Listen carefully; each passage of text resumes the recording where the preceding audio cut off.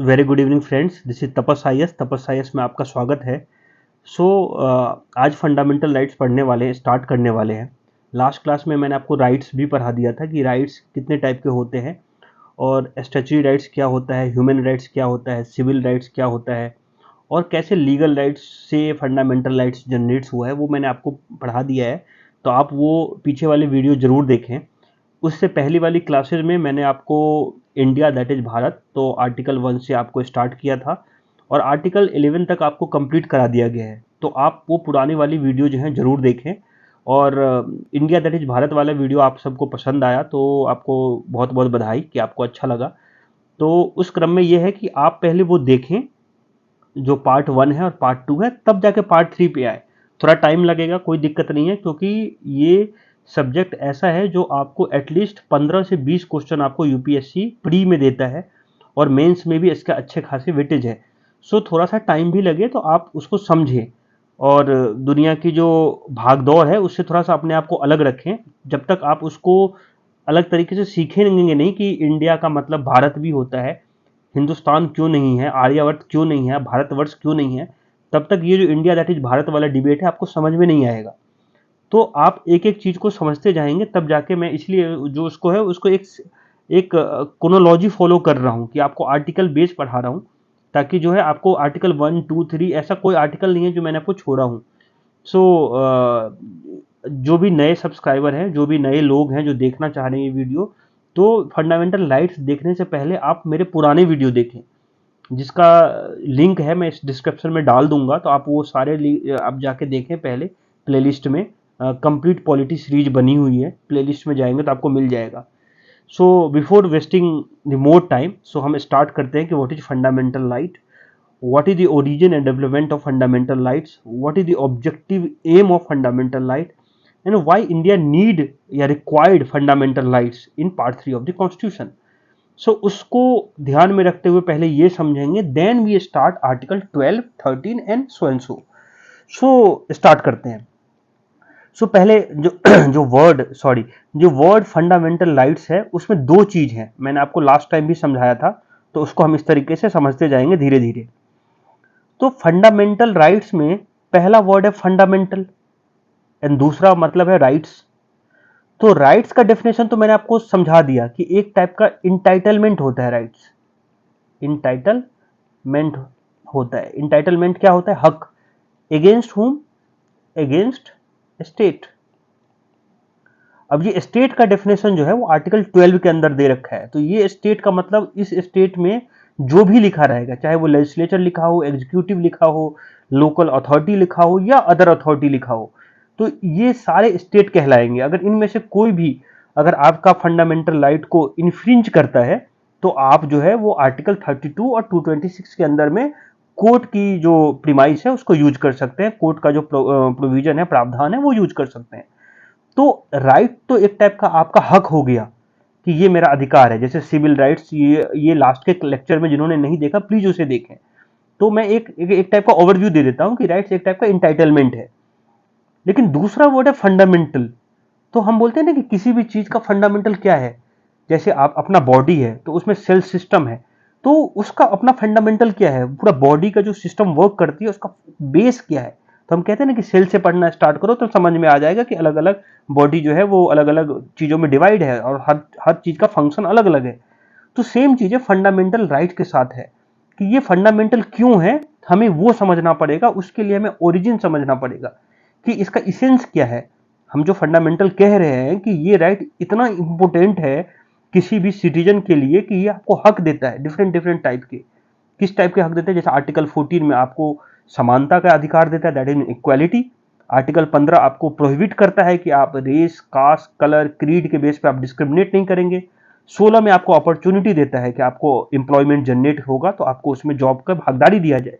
17 आपको अनटचेबिलिटी को प्रोटेक्ट करने को दिखाता है। तो ये डिफरेंट डिफरेंट टाइप के राइट्स है जो आपके जीवन में आपके किसी भी सिटीजन के लिए बहुत ही फंडामेंटल है। इसके बिना उसकी डिग्निफाइड लाइफ जो है वो चैलेंज हो जाएगी, वो कॉम्प्रोमाइज हो सकती है।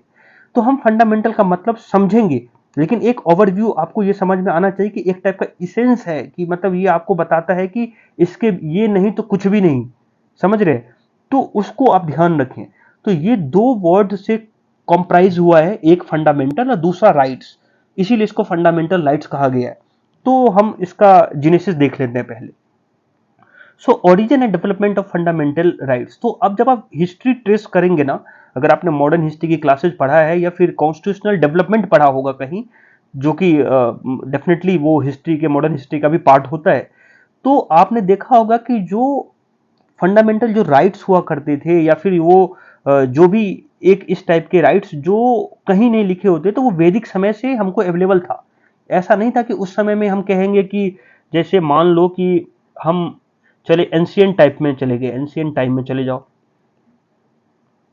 तो आप ऐसा नहीं बोलोगे उस समय राइट्स नहीं था। आप कौटिल्य का चीजें याद करो, जो चाणक्य हुआ करते थे उस समय में, पूरी जो अर्थशास्त्र लिखी गई है वो डिफरेंट डिफरेंट उसमें राइट्स दिए, किंग का पावर क्या होता था, तो वो ऑलरेडी डिफाइन है। तो वैदिक स्ट्रक्चर के समय के, वैदिक टाइम के समय से हमारे पास जो है वो राइट्स है। हो सकता है वो रिटर्न हो, नॉन रिटर्न हो, वो इंपॉर्टेंट नहीं है हमारे लिए, लेकिन राइट्स तो थी हमेशा से। और हो सकता है वो सिविल राइट्स हो या फिर उसकी राइट्स एक्सेस करने में लोगों को उतना ना पता हो, लेकिन जैसे जैसे कंसेंस क्रिएट होते गया, लोगों के अंदर में एक टाइप का जागरूकता आई, तो वो फंडामेंटल राइट को एक्सेस करना, वो अपने राइट्स पहले एक्सेस करना मांगने लगे। तो आप इसको इस तरीके से ये समझो कि 1215 के आसपास का समय है, 1215 का बात कर रहे हैं कि किंग जॉन्स हुआ करते थे, एक राजा थे, ब्रिटेन के राजा थे। तो राजा जो है, मैंने आपको कौटिल्य का भी एग्जांपल दिया कि कौटिल्य के समय में अर्थशास्त्र लिखा था, चाणक्य ने तो वो उस समय भी लिखा था, तो उन्होंने उसमें लिखे थे कि किंग का पावर क्या होगा और सब्जेक्ट क्या करेगा। तो सेम चीजें किंग जॉन्स जो है वो 1215 के आसपास ये डिसाइड करते थे कि किस टाइप की लिबर्टी जो है वो इंग्लिश मैन को दिया जाए। तो आपको ये समझ में आ गया कि 1215 का समय था, एक राजा हुआ करता था और वो बताता कि लिबर्टी, तो लिबर्टी मतलब आपको आजादी, किस टाइप की लिबर्टी, ये हम डिफरेंट तरीके से हम जब हमारा क्लासेज होगा तो मैं आपको बताऊंगा कि liberty of thought, expression, belief, faith, किस टाइप की लिबर्टी की मैं बात कर रहा हूँ। लेकिन एक लिबर्टी है कि मतलब एब्सेंस ऑफ रिस्ट्रेंट को बोला जाता है, कि जहां पे पावर को कम किया जाए, जो जिनके पास हाथ में पावर होता है, डेफिनेटली स्टेट के पास पावर होता है, तो वो उनकी जो पावर है उसको कम किया जाए, तभी तो आप लिबर्टी फील कर पाएंगे। तो वो वाला कंसेप्ट तो मैं लिबर्टी आपको अलग से समझाऊंगा। लेकिन किंग जॉन्स जो थे वो 1215 के आसपास क्या करते थे, वो आपको देते थे लिबर्टी, कि चलो तुम रोड पे जा सकते हो, चलो तुम रात को घूम सकते हो, डिफरेंट डिफरेंट टाइप के लिबर्टीज उस समय में जो होते होंगे वो दिया करते थे। लेकिन सोचो कि किंग्स के हाथ में, मतलब you are on the hand of kings, वो तुमको डिसाइड कर, वो बताएंगे कि तुम्हें क्या करना है। तो वो धीरे धीरे इस टाइप के लोगों में जो है, वहां के लोगों में, इंग्लिश मैन के अंदर में एक ऑब्जेक्शन उठने लगी कि यार ये तो ऐसा नहीं है कि ये जो बोलेगा वही राइट्स होगा और वही मिलों को मिलेगा। तो वो एक टाइप का रेवोल्यूशन क्रिएट हुए। तो फिर 1689 में क्या हुआ, bill of rights was written. तो एक बिल ऑफ राइट्स लिखा गया, कब, 1689 की बात है। तो करीब 400 साल के बाद धीरे धीरे जो इस टाइप की जो डेवलपमेंट होती है, जब आपका कॉन्साइंस की बात किया जाता है, तो वो इतनी जल्दी डेवलप होती नहीं है। तो वो धीरे धीरे जब आप अपने राजा के खिलाफ जाते हो, तब जाके आपको पता चलता है कि ये मेरे राइट्स हैं, तब जाके आप उसको एक टाइप का डिमांड करते हो। तो 400 ईयर्स लग गए, और तब जाके एक पता चला कि 1689 में कि बिल ऑफ राइट्स की हमारा अधिकार, यही बिल ऑफ राइट्स अमेरिका में जाके कॉन्स्टिट्यूशन में बनेगा। तो बिल ऑफ राइट्स जो है वो was written consolidating all important rights and liberty of English people. तो ये बिल ऑफ राइट्स लिखा गया।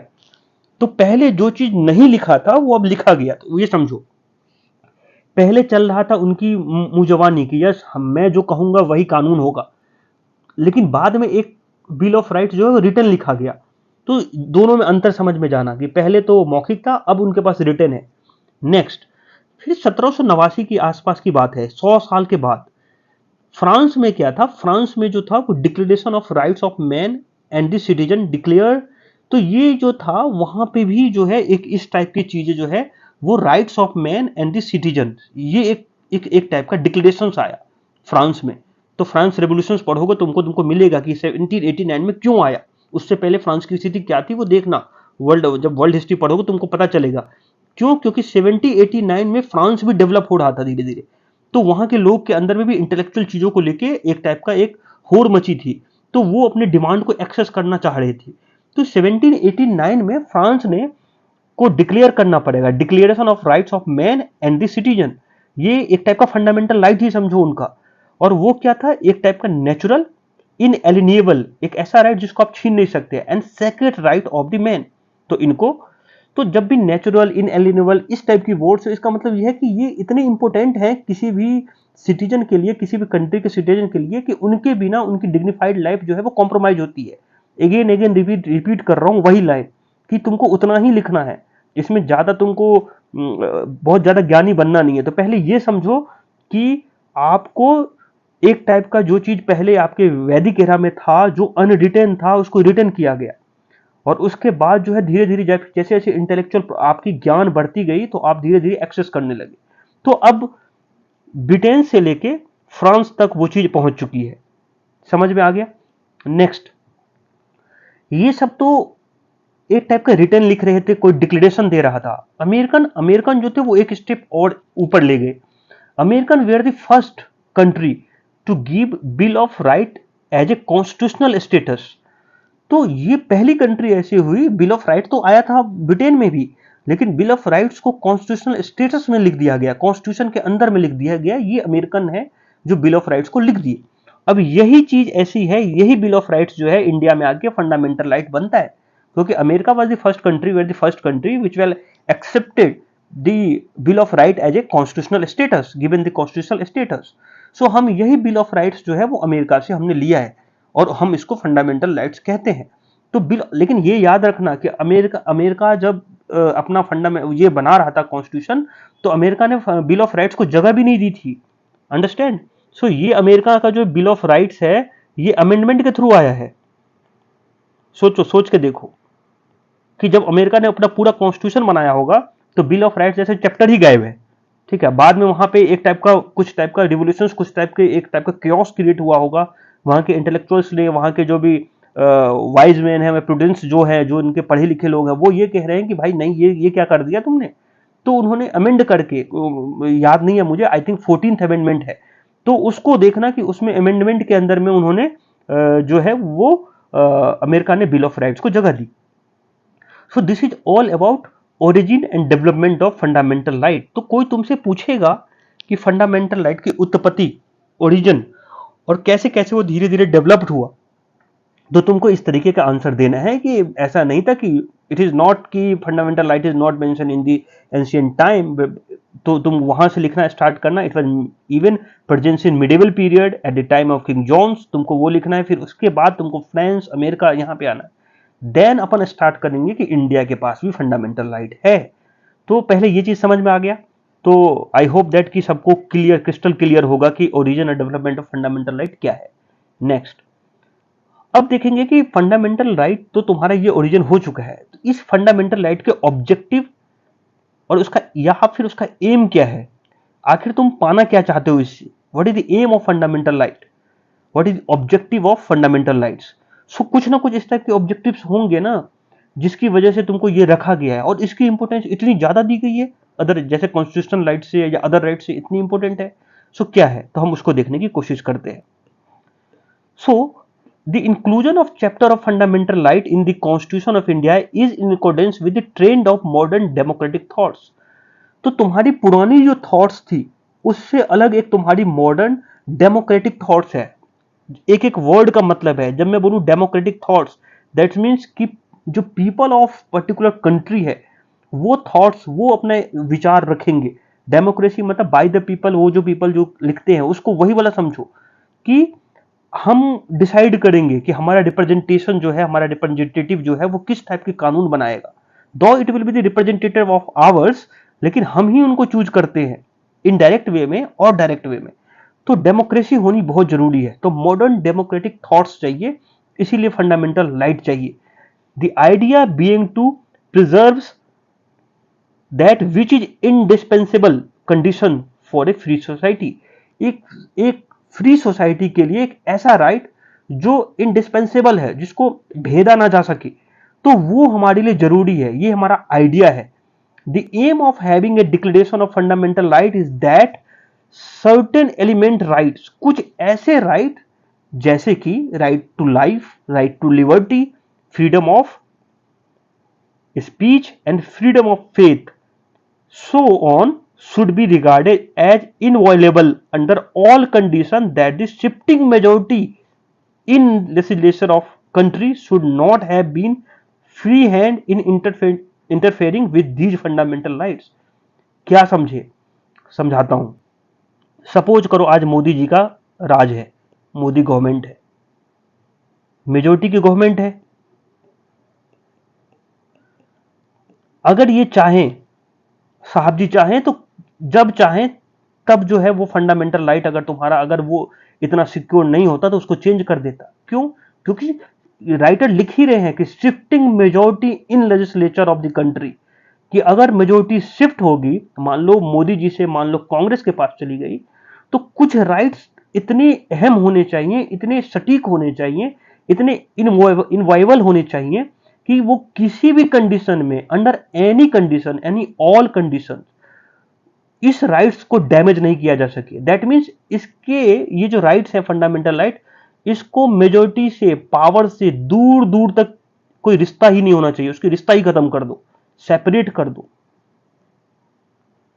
अगर ये चीज अगर नहीं लिखी होती फंडामेंटल राइट में, तो मेजोरिटी आती, सरकार आती, तुम्हारा राइट्स चेंज कर देती, बोलती कि नहीं, कल के दिन कोई भी बंदा अपना बिजनेस नहीं कर सकता है, सारा बिजनेस जो है वो गवर्नमेंट करेगी, तो तुम्हारी राइट टू बिजनेस प्रोफेशन गया।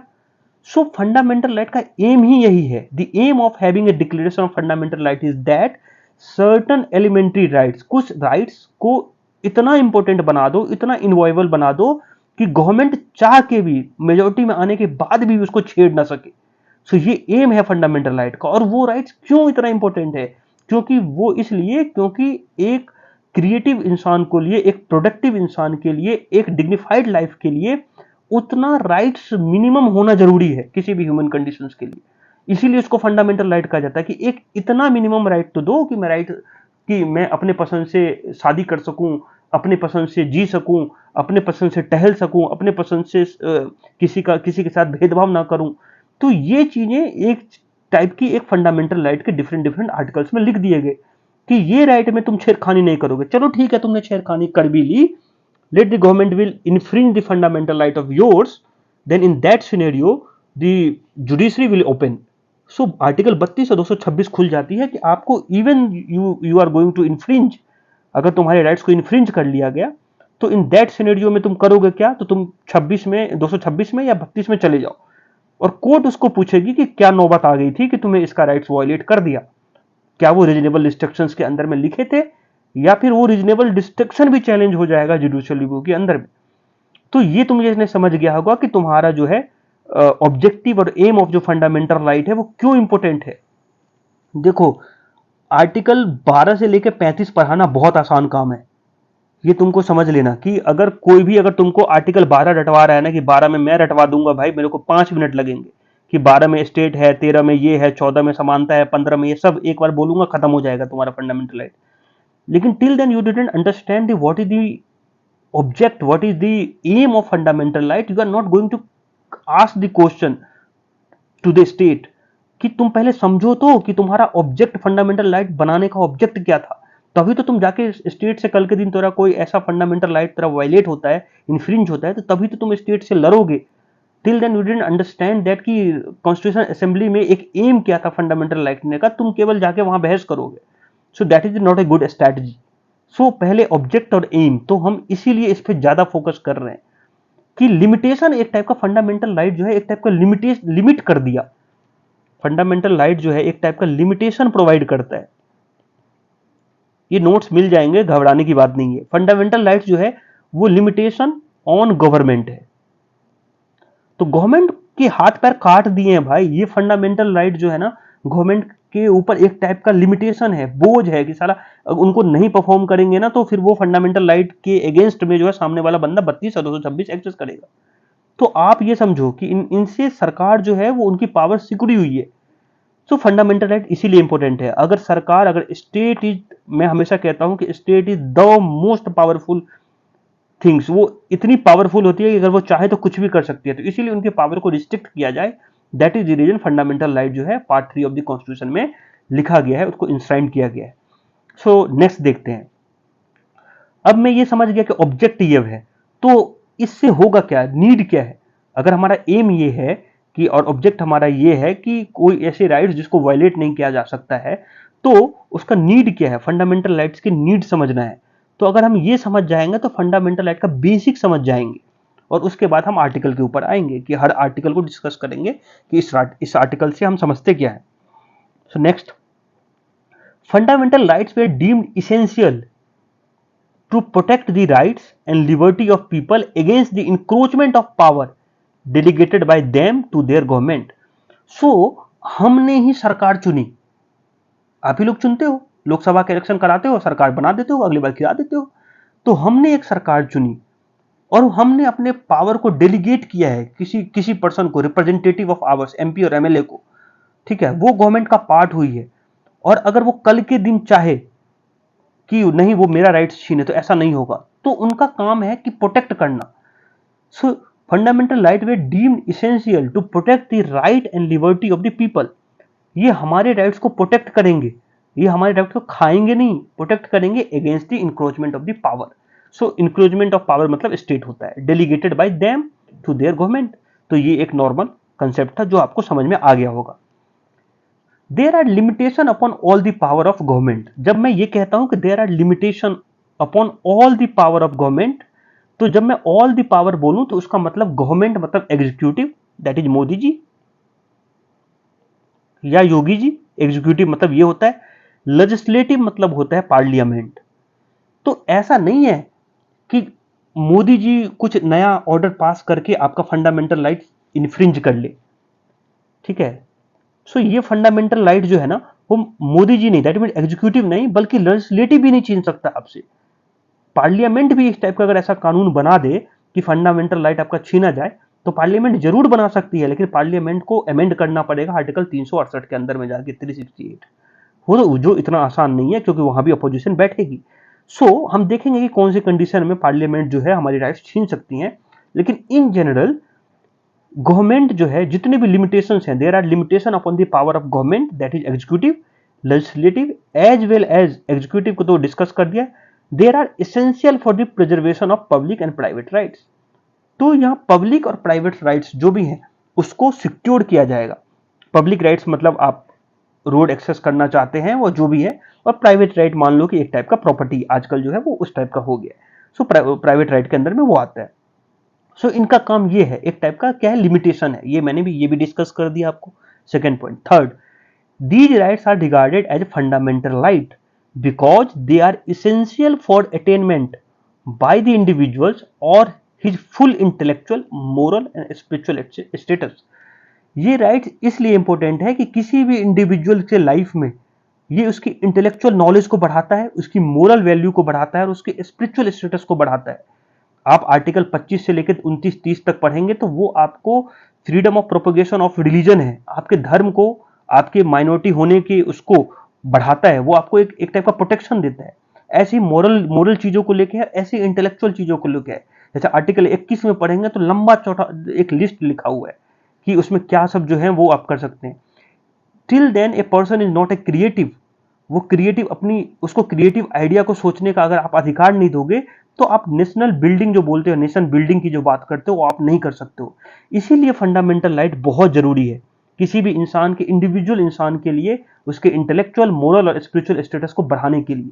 अगर ये राइट उनसे छीन लिए जाएंगे तो वो इंटेलेक्चुअल नहीं है, वो तो एक इंसान लाश टाइप का हो जाएगा जो चलता फिरता रहेगा, ठीक है। उसके हाथ में बम दे दो वो गिरा देगा, क्योंकि आपने उसके इंटेलेक्चुअल बौद्धिक चीजों को तो विकास करवाया नहीं।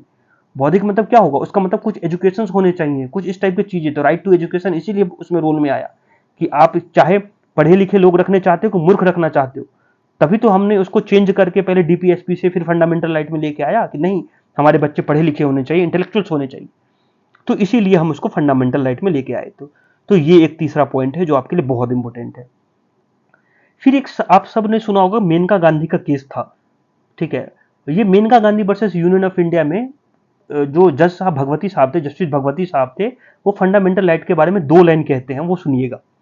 वो क्या कहते हैं, वो ये कहते हैं कि fundamental right represents the basic values, एक साधारण normal value cherished by the people of the country. एक नॉर्मल वैल्यू, एक ऐसा सिस्टम, इथोज की बात कर रहे हैं, जो पीपल ऑफ कंट्री जो है उसको चेरिश करता है, उसको खुश करता है, उसको एंजॉय करता है, उसके बिना वो मतलब कुछ भी नहीं है। और ये आज की नहीं बात कर रहे हैं, ये जज साहब ये नहीं कह रहे, भगवती साहब ये कह रहे हैं, ये आज की बात नहीं है। वही चीज मैं रिपीट कर रहा हूं जो मैंने आपको समझाया स्टार्टिंग क्लास में, कि सिंस वैदिक टाइम, आज की बात नहीं है, वैदिक समय से हम फंडामेंटल राइट एक्सेस कर रहे हैं। उनका नेचर अलग हो सकता है, उसका फॉर्म अलग हो सकता है, उसको हम अलग कुछ कहते होंगे, लेकिन वैदिक टाइम से अवेलेबल है, since Vedic time, and they are protect the dignity of individuals and create condition in which every human being can develop his personality to the fullest extent। तो आपसे जब पूछेगा कि फंडामेंटल राइट से तुमको क्या मिल जाएगा, तो it is the one type of rights in which it give the how to improve your personality to the fullest extent. Fullest मतलब फुल, मतलब आपको उस लेवल पे समझो कि मैं बोलता हूं कि मेरे को सरकार ने इतनी ही राइट्स दी जहां मैं जी पा रहा हूं, लेकिन आर्टिकल आप 21 देखोगे तो बोलते जीना नहीं है भाई, तुम्हें डिग्निफाइड लाइफ जीना है।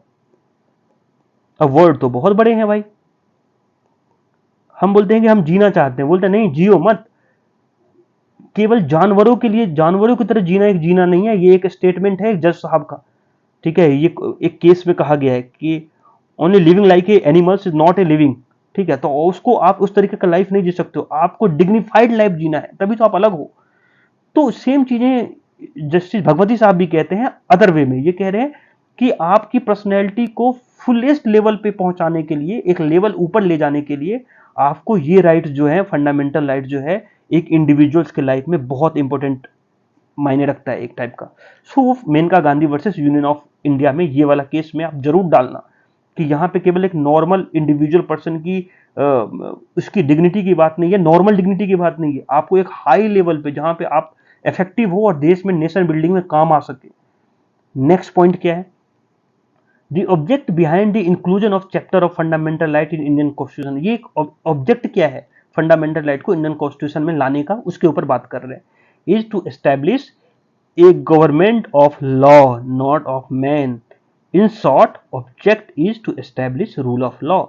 ये आपके आंसर राइटिंग में झलकना चाहिए कि हम एक ऐसी सरकार नहीं चाह रहे हैं जहां पे गवर्नमेंट ऑफ लॉ हो, सॉरी, जहां पे गवर्नमेंट ऑफ लॉ होना चाहिए, नॉट ऑफ मैन होना चाहिए। मान लो कि सपोज दैट स्टेट है,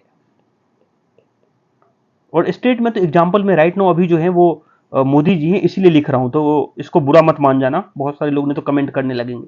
और यहां पे योगी जी हैं।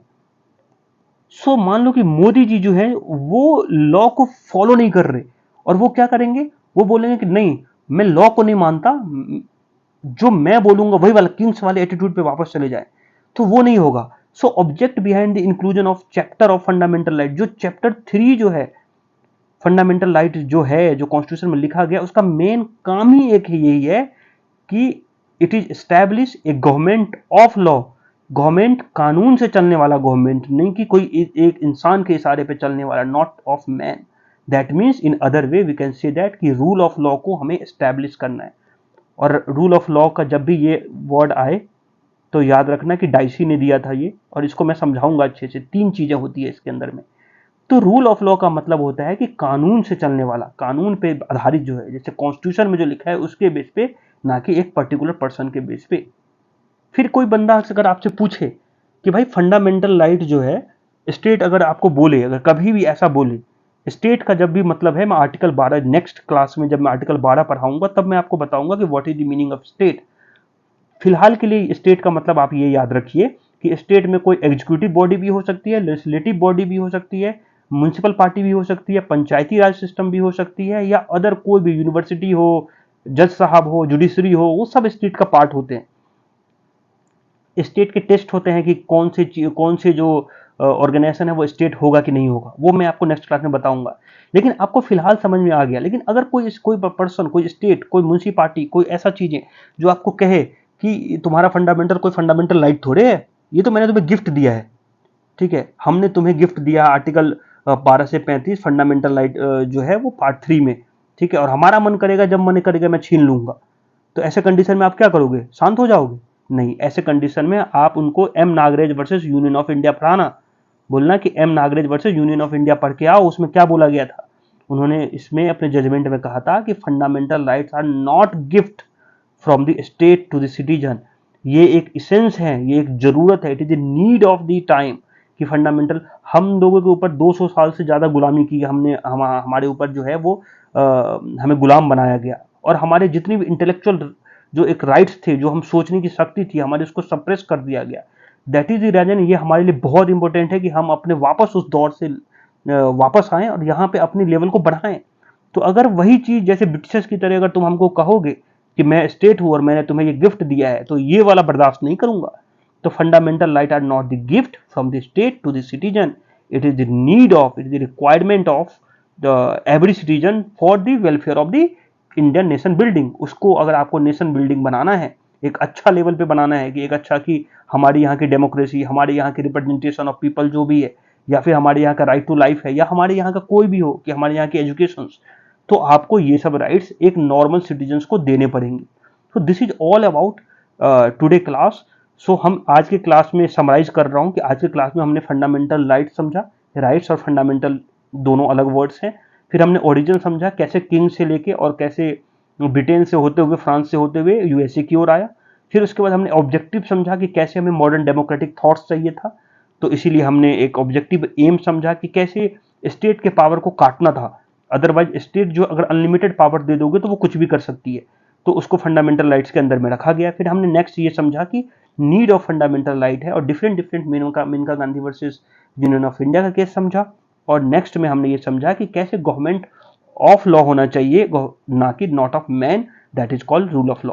सो this is all about today class. Have a nice day, take care. आप इस वीडियो को सब्सक्राइब करें, लाइक करें, कमेंट करें, शेयर करें जितना ज़्यादा से हो सके, और thank you so much. Have a nice day, good night.